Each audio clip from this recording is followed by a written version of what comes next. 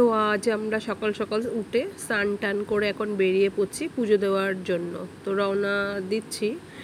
তো পুজো দিয়ে কিন্তু আজ আমরা রিটার্ন করব, মানে বাড়ি চলে আসব। এবার বেশি দিনের ছুটি নিয়ে আমরা যাইনি, যেহেতু হঠাৎই প্ল্যান। তো কী কারণে সেটাও তোমরা দেখেছো যে কিসের জন্য বলেছি।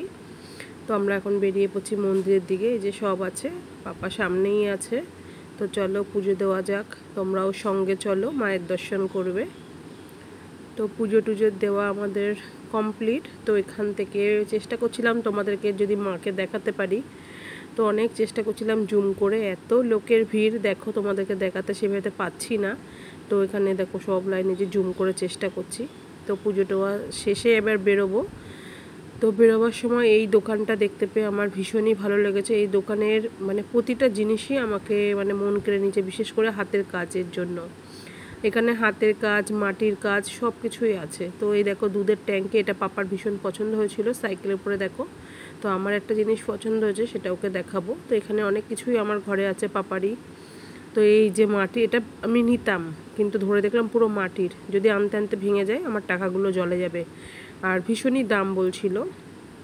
তো তারপরে চলে এসেছি আমরা যে এই রেস্টুরেন্টে মানে খাওয়া দাওয়া করি, এটা পুরো নিরামিষই। তো থালিগুলো এত সুন্দর করে সাজায়। তো মেনু কী কী দিয়েছে সেটাই তোমাদেরকে দেখাচ্ছি। এর সাথে এক্সট্রা আরও আইটেম আছে, তোমরা সেগুলো নিতে পারো, পনির থেকে শুরু করে। আর এর শেষে কিন্তু চাটনি পাঁপড় দেয়, জানো তো। আর ভীষণই টেস্টি আর একই স্বাদ। তো আমরা খাওয়া দাওয়া করে রুমে চলে যাব, কারণ গোছগাছের বাকি আছে। তো এই যে এটা দেখলেই বেশ শান্তি লাগে, এক যাওয়ার পথে আর বেরোবার পথেই এই জায়গাটা দেখলেই ভীষণ শান্তি। তো এই যে আমরা ট্রেনে চলে এসেছি, তখন ট্রেন ছাড়েনি। তো আমরা ট্রেনে বসে কি করব, এই যে ম্যাসাজের লোক ঘুরঘুর করছে, জানো তো ট্রেনে কত রকমের হকারি থাকে। তোমাদের দাদাভাই বললো তাহলে একবার মানে ম্যাসাজটা করেই নি। তো ভীষণ আরামদায়ক। তো মানে ঘুম পেয়ে যাচ্ছে। আর মাথায় একটা ঠান্ডা তেল দিয়ে ম্যাসাজ করে, সেটা ওর ভীষণ ভালো লেগেছে। তো ওরা সবাই ম্যাসাজ নিয়েছে, আমি যেহেতু মেয়ে আমি তো এখানে ম্যাসাজ নেবই না।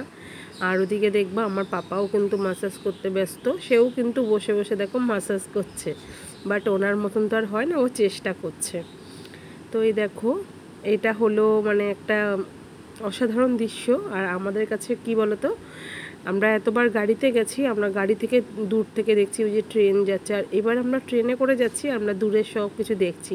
এটাই আমাদের আলোচনা হচ্ছিল যে দেখ আমরা ট্রেনে করে যাচ্ছি আর বাইরের দৃশ্য দেখছি। আর এদিকে না পুরো ধান চাষ, শুধু ধানে ধান, আর কিছুই না সেরকম। তো চলো বাড়ি যাওয়া যাক। হ্যালো বন্ধুরা, তো ফাইনালি আমরা বাড়ি চলে এসেছি, আর চলে এসেছি ঠিক 7টার মধ্যে।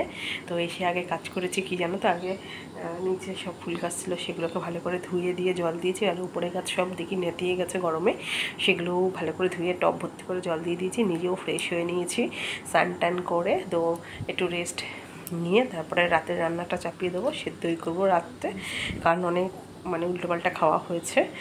তো আর কি সেরকম কিছু বলার নেই, তোমরা ভিডিওগুলো পুরো দেখো, ভীষণ মজা পাবে। আর কি বলে মানে তোমাদের কি বলবো, স্কিপ করো না। আর প্রচুর জিনিস কেনা হয়েছে, দাদাভাই আমাকে দিয়েছে, আমি দাদাভাইকে দিয়েছি। কি কেনা হয়েছে সেগুলো নেক্সট ভিডিওতে তোমাদের সাথে অবশ্যই শেয়ার করবো। প্রচুর জিনিস কেনাকাটা হয়েছে, আর কি ওখান থেকে নিয়ে এসেছি সবটাই দেখাবো। তো আজকের মতন টাটা, ভীষণ তাড়া, যেহেতু রান্না আছে, কালকে থেকে আমার পাপার স্কুল আছে সেই কারণে। চলো গুড নাইট।